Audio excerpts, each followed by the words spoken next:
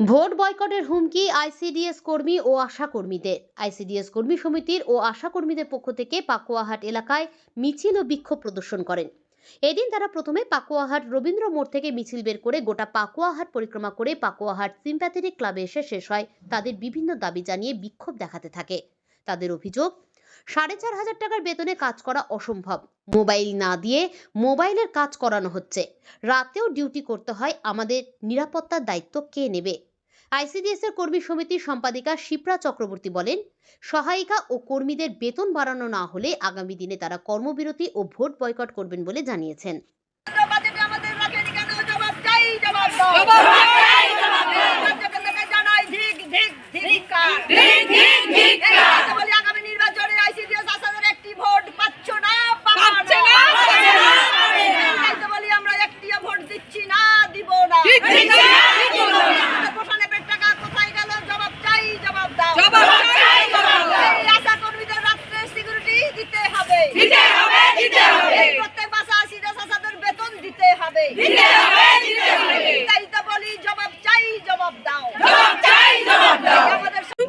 আমার একটাই প্রশ্ন দুই সরকারের কাছে, 4,500 টাকায় আমাদের আর কি কি কাজ করাবে, একটাই তার উত্তর চাইছি আমরা।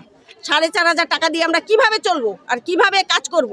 আর আমাদের হুমকি দিয়ে কাজ করানো হচ্ছে, মোবাইল না দিয়ে মোবাইলের কাজ করানো হচ্ছে, মোবাইলের যে ইনচার্জের টাকাটা ঠিক মতো দিচ্ছে না। তাহলে আমাদের সবসময় হুমকি দিয়ে কাজ করায়, রাতে আমাদের কাজ করতে হয়, তার সিকিউরিটি নেই। তাহলে আমরা কিভাবে কাজ করব? যদি আমাদের দাবি না মানে, রাজ্য সরকার এবং কেন্দ্র সরকার কথা দিয়েছিল আমাদের জন্য কিছু ভাববে, কিন্তু তা কিছু করেনি। এবার যদি না ভাবে, বাজেটে আমাদের রাখিনি, আমরা কর্মবিরতিতে বাধ্য হব, এমনকি ভোট বয়কট করতে বাধ্য হব। ভোট কেন দেবো? সরকার তৈরি করব আমরা, আর সরকার আমাদের জন্য কিছু ভাববে না, আমরা না খেয়ে মরবো। তার জন্য তো 4,500 টাকায় আর কি করবো আমরা, সেটা যেন সরকার আমাদের জানিয়ে দেয়। এই করতে হবে। আমার নাম ভাগীরথী বাড়ি। আমরা 8 দফা দাবি নিয়ে রাজ্যে মেনলি আজকে যেটা আমাদের দাবি হচ্ছে, রাজ্য এবং কেন্দ্র, আশা এবং আইসিডিএস যারা হচ্ছে আগামী দিনের ভবিষ্যৎ এবং আগামী দিনের গর্ভবতী এবং প্রসূতি মাদেরকে তৈরি করবে, সেই আমাদের রাজ্য সরকার এবং কেন্দ্রীয় সরকার অঙ্কুরেই বিনাশ করে দিচ্ছে। কেননা যে আমাদেরকে রাজ্য বাজেট এবং কেন্দ্র বাজেটে ধরেনি। আমাদেরকে গত 23 সালে 27, 28, 29 আমরা হচ্ছে দিল্লিতে গেছিলাম, যন্তর মন্ত্রে ধর্ণা দিয়েছিলাম। তখন বলেছিল যে আগামীতে নির্বাচন আছে, আপনাদের বাজেটে কিছু ধরা হবে। কিন্তু আমরা এই মুহূর্তে দেখছি আমরা শূন্যতায় বাস করছি।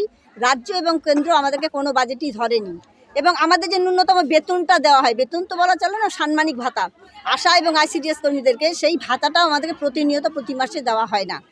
বাজারে যে ডিমের দাম, সেই ডিমের দাম মেনে আমাদেরকে ডিমের দাম দেওয়া হচ্ছে না। এই জন্য আমরা প্রত্যেকটা সেন্টারে হাফ ডিম দিব, এটাই সিদ্ধান্ত নিয়েছি, এবং যতদিন না ডিমের দাম বাড়বে। আর একটা যেটা হচ্ছে যে আমাদেরকে জোর করে প্রশান অ্যাপের কাজ করানো হচ্ছে।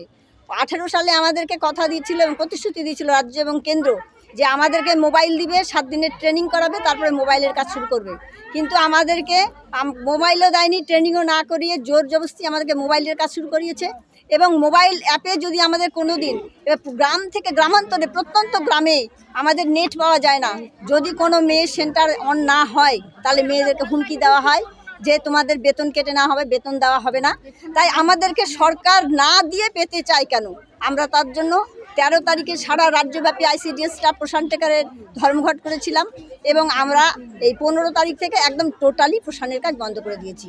যতক্ষণ না আমাদেরকে এই প্রশানের টাকা দিবে, ততক্ষণ আমরা এই প্রশানের কাজ করব না। আপনাদের যদি ভাতা, আমরা এর থেকে বৃহত্তর আন্দোলনে নামবো, লাগাতার ধর্মঘটে যাব, এবং আশা আইসিডিএস এর একটিও ভোট দিচ্ছি না, দেব না। কেন ভোটটা কেন দেবেন না? কেন দিব? যাকে ভোট দিয়ে রাজ্য এবং কেন্দ্র সরকারে আমরা রাখছি যে আমাদের রুজি রোজগার আমরা খেয়ে বাঁচবো, তবে আমি শিশুদের মাদেরকে বাঁচাবো।